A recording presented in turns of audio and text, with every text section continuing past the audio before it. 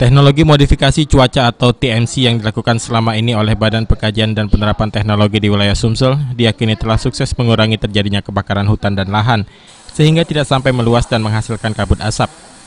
Upaya TMC kian intens dilakukan mengingat daerah Sumatera Selatan masih dalam musim kemarau. Selama sepekan terakhir, TMC sulit dilakukan mengingat sulitnya menemukan awan untuk disemai menjadi hujan. Kondisi berbalik sejak 7 Oktober 2018 dan potensi cuaca mulai membaik. Penyemaian awan bisa dilakukan maksimal dan hujan mulai turun sesekali di kota Palembang. Sejak 2 pekan ini dilakukan penyemaian pada awan potensial saja. Hasilnya selama seminggu terakhir, hujannya cukup banyak dan hampir merata. Dalam beberapa hari bahkan di kota Palembang sempat terjadi hujan lebat dalam beberapa jam. Demi memaksimalkan TMC, BPPT 2 kali terbang menyemai garam di atas awan Sumatera Selatan. Penyemaian serupa terus dilakukan hingga memasuki musim hujan yang dijadwalkan akan terjadi pada awal November.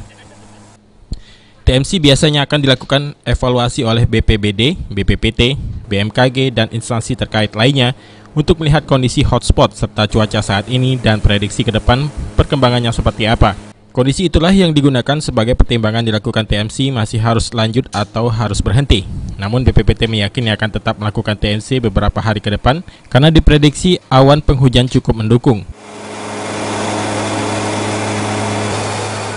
Julius Tuban Gaul, PAL TV.